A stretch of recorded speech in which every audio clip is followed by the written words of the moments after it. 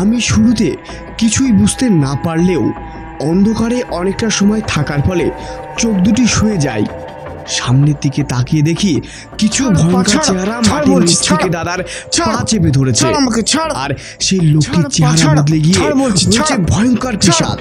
ছাড় আমাকে, ছাড়।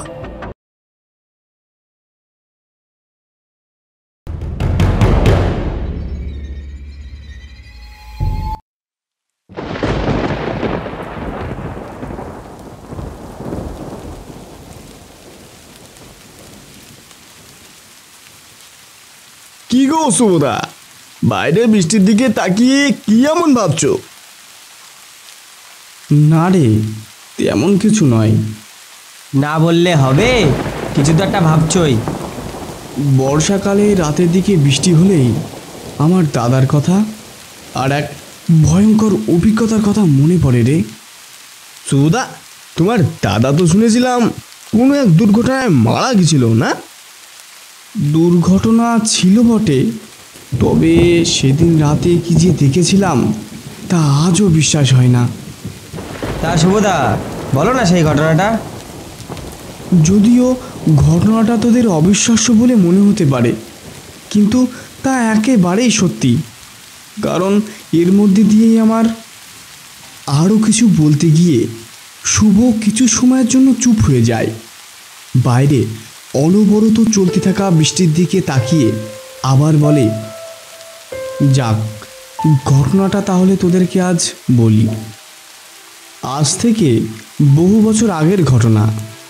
তখন সব কিছু আজকের মতো উন্নত হয়নি, আর ফোনের চলনও শুরু হয়নি তেমন।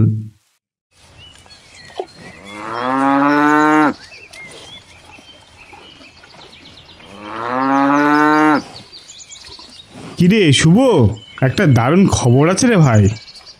কি খবর গো দাদা? শেষমেশ দীর্ঘ 3 বছরের পরিশ্রমের পর আমি কৃষি বিভাগে চাকরি পেয়েছি।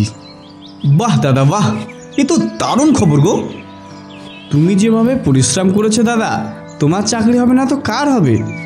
এমনকি চাকরির প্রস্তুতির সাথে সাথে টিউশনি অবধি করেছো। আমাকে অবধি টিউশনি করতে দাওনি, যাতে আমার পড়াশোনার অসুবিধা না হয়। আমি থাকতে তুই পরিশ্রম করবি কেন? আর এখন কোনো দুঃখের কথা হবে না, এখন শুধু খুশির কথা হবে। তা দাদা, তোমার পোস্টিংটা কোথায় হলো? বাঁকুড়ার মুকুন্দপুর নামক জায়গাতে 7 দিন পর জয়েনিং। দাদা, আমার কলেজের ফার্স্ট ইয়ারের পরীক্ষা তো শেষ হয়ে গেছে, তাই বলি কি, আমিও কিন্তু তোমার সঙ্গে যাব। নিশ্চয়ই যাবি, কেন যাবি না? আর তাছাড়া কোয়ার্টার তো থাকবেই, তাই কোনো অসুবিধা হবে না।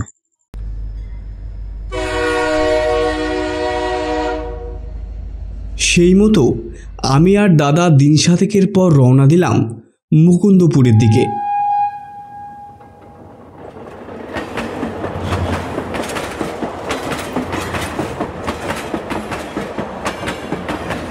হাওড়া থেকে সকালে ট্রেন ধরে যখন মুকুন্দপুর স্টেশনে পৌঁছালাম, তখন সন্ধ্যা হয়ে গেছে।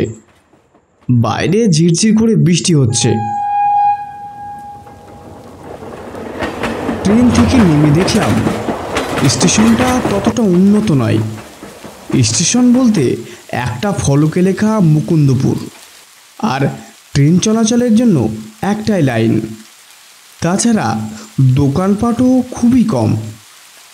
অফিস থেকে তো নিতে আসার কথা ছিল, কিন্তু কাউকে তো দেখছি না। ওই তো স্টেশন মাস্টারের ঘর দেখা যাচ্ছে। চলো অফিসের কোয়ার্টারের ঠিকানাটা জিজ্ঞাসা করি, তাহলে আমরা নিজেরাই চলে যেতে পারবো।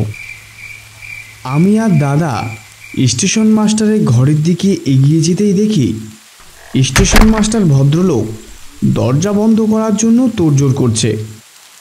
আচ্ছা দাদা, বলছি মুকুন্দপুর কৃষি বিভাগের কোয়ার্টারটা এখান থেকে কত দূর বলতে পারবেন? স্টেশন মাস্টার ভদ্রলোক আমাদের দিকে জিজ্ঞাসা চোখে তাকিয়ে থাকার পর বলেন, আপনারা? আমি এই কৃষি বিভাগের নতুন সুপারভাইজার দীপক ভট্টাচার্য। ও আচ্ছা আচ্ছা, আপনি দীপক ভট্টাচার্য। ঘন্টাখানেক আগে আপনাকে নেওয়ার জন্য দুজন লোক এসেছিলেন, কিন্তু আধ ঘন্টা আগে যে তারা চলে গেছেন। কেন চলে গেছে কেন? এখনো তো তেমন রাতও হয়নি। রাত না হলে কি হবে, আজকে যে শ্রাবণ মাসের শেষ দিন, আর তার উপরে আবার বৃষ্টি হচ্ছে। তাতে কি হয়েছে? না, সেটা কিছু নয়, কিন্তু কৃষি বিভাগের কোয়ার্টার যেতে হয় ভাসানদিঘির গ্রাম পেরিয়ে, আর শ্রাবণ মাসের শেষের দিনে বৃষ্টি হলে ভাসানদিঘির গ্রাম। কি হলো, থেমে গেলেন কেন? সে এক ভয়ানক ব্যাপার, সেটা না জানাই ভালো। বলুন না। আচ্ছা ঠিক আছে, আপনারা যখন জানতে চাইছেন শুনুন তবে।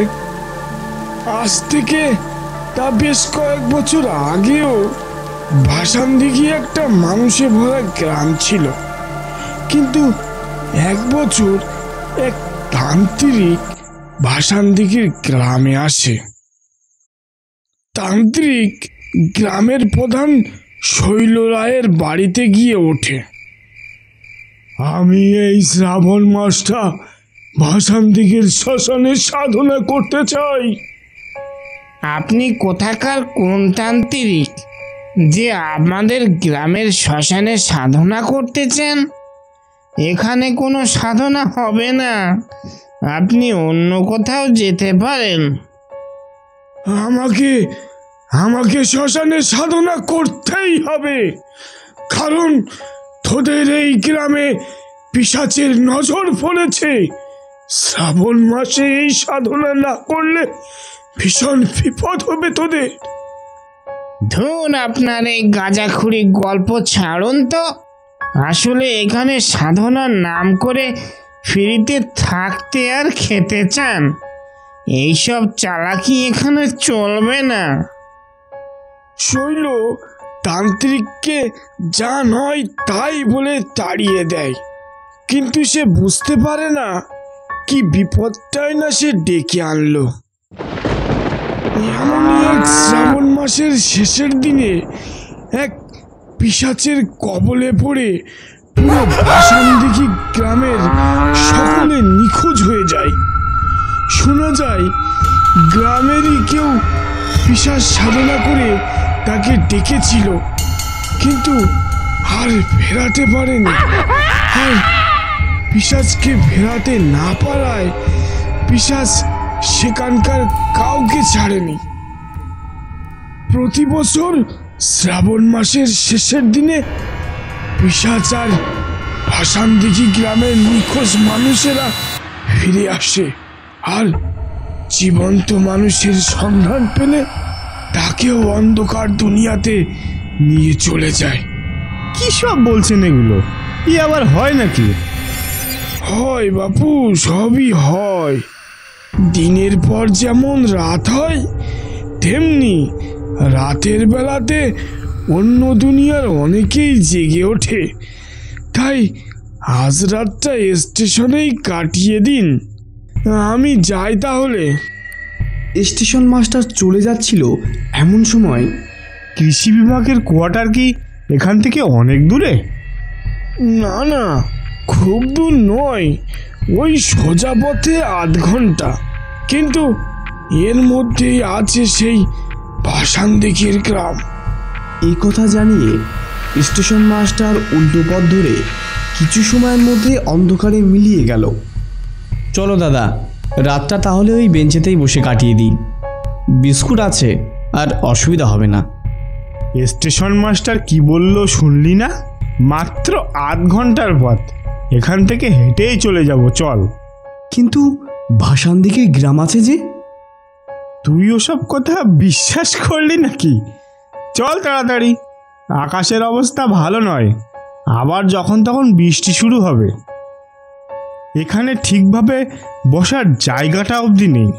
তোকে আমার সাথে এখানে বাইরে বৃষ্টিতে বসিয়ে রাখবো বলে এনেছি নাকি? আমার কোনো অসুবিধা হবে না গো দাদা। তোর না হোক আমার হবে। এবার তাড়াতাড়ি চল। আমি আর দাদার কথার ওপর কিছু বলতে পারলাম না। বাইরে বেরিয়ে স্টেশন মাস্টার যে পথটি দিয়ে যেতে বারণ করেছিল আমরা সেদিকেই এগিয়ে চললাম। মিনিট 10 চলার পরেই বেশ জোরে বৃষ্টি শুরু হলো। শুভ, এই বৃষ্টিতে আর এগোনো যাবে না। সামনে পরিষ্কার কিছু দেখাও যাচ্ছে না। চল ওই গাছটার নিচে গিয়ে দাঁড়াই। আমি আর দাদা দৌড়ে গিয়ে ওই গাছটার নিচে গিয়ে দাঁড়ালাম। বৃষ্টির মধ্যে চারিপাশে একবার তাকিয়ে দেখি আশেপাশে কেমন যেন ঘন চাপ চাপ অন্ধকার। অন্ধকার যেন মেঘের মতোই নড়ছে। দূর থেকে ভেসে আসছে এক অচেনা জন্তুর অচেনা আওয়াজ। দাদা, জায়গাটা আমার একদম ভালো লাগছে না। মনে হচ্ছে যেন কারা আশেপাশে হাঁটছে। আরে ধুর, এখানে তো কেউ নেই।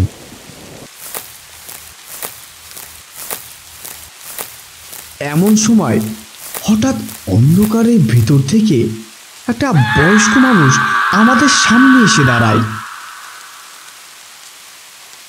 আপনারা এখানে বৃষ্টির মধ্যে দাঁড়িয়ে কেন? নতুন মনে হচ্ছে। আসুন, আমার সাথে আমার বাড়িতে আসুন। লোকটির হঠাৎ করে এভাবে আসার জন্য আমি আর দাদা শুরুতে ভয় পেয়ে যাই। অন্ধকারে লোকটির মুখ পরিষ্কার দেখা যাচ্ছে না। আসলে আমরা কৃষি বিভাগের কোয়ার্টারে যাচ্ছিলাম, কিন্তু রাস্তায় এমনভাবে বৃষ্টি নেমে গেল। কৃষি বিভাগের কোয়ার্টার আরো কিছুটা দূরে আছে। অত দূর বৃষ্টিতে যেতে গেলে বিপদে পড়বেন। বৃষ্টি না কমা অবধি আমার বাড়িতেই থাকুন। এমন সময় বিদ্যুতের চমকে আমি লোকটির চেহারা একবার দেখে আঁতকে উঠি। শুভ, ওনার সাথেই বরং যাই চল।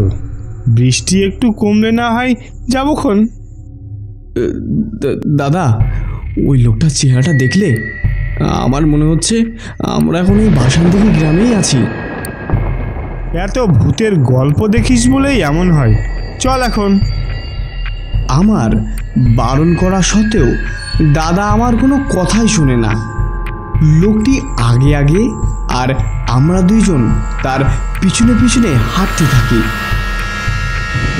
আর কিছুটা হাঁটার পর আমরা বুঝতে পারি আমাদের আশেপাশের মাটি থেকে কেমন যেন আওয়াজ আসছে। আমি শুরুতে কিছুই বুঝতে না পারলেও অন্ধকারে অনেকটা সময় থাকার ফলে চোখ দুটি শুয়ে যায়। সামনের দিকে তাকিয়ে দেখি কিছু ভয়ঙ্কর চেহারা মাটির নিচ থেকে দাদার পা চেপে ধরেছে। আর সেই লোকটির চেহারা বদলে গিয়ে হচ্ছে ভয়ঙ্কর পিশাচ। আমি দাদার দিকে এগোতে যাই। শুভ ভাই, পালা এখান থেকে, পালা। না না দাদা, না, আমি তোমাকে ছেড়ে কোথাও যাব না। আমার দিব্যি, পালা এখান থেকে। এত সময়ে দাদাকে মাটির অনেকটা নিচে টেনে নিয়ে গেছে। মনে হচ্ছে এটাই নরকের অন্য দুনিয়ায় যাওয়ার রাস্তা। ভাসান দিকে সকল মানুষেরা ওইখান দিয়েই হারিয়ে গেছে। ভয়ঙ্কর চেহারাগুলি আমার দিকে এগিয়ে আসতে থাকে। আমি দৌড়াতে শুরু করি। অনেকটা সময় দৌড়ানোর পর মাটিতে লুটিয়ে পড়লাম। পরের দিন সকালে চোখ মেলে দেখি সকাল হয়ে গেছে আর আমি স্টেশনের বাইরে পড়ে আছি। সামনে দাঁড়িয়ে আছে স্টেশন মাস্টার। এ কি, আপনি এখানে এভাবে পড়ে আছেন কেন? আমার আমার দাদাকে ওরা... কি হয়েছে আপনার দাদার? আমি আগের রাতের ঘটে যাওয়া সমস্ত কথা স্টেশন মাস্টারকে খুলে বলি। সবশেষে দীর্ঘ নিঃশ্বাস ছেড়ে স্টেশন মাস্টার বলে, আপনাদের বার করে আমি যেতে বারণ করেছিলাম। আপনার দাদাকে ওরা নিয়ে গেছে অন্য দুনিয়াতে। আমি আবার আগের রাতে ঘটে যাওয়া ঘটনাস্থলে পৌঁছে দেখি কোথাও কেউ নেই। বুঝতে পারি শ্রাবণ মাসের শেষ দিনে আবার ওরা ফিরবে। দাদা আমার নিজের জীবনকে বিসর্জন দিয়ে আমাকে বাঁচিয়ে যায়।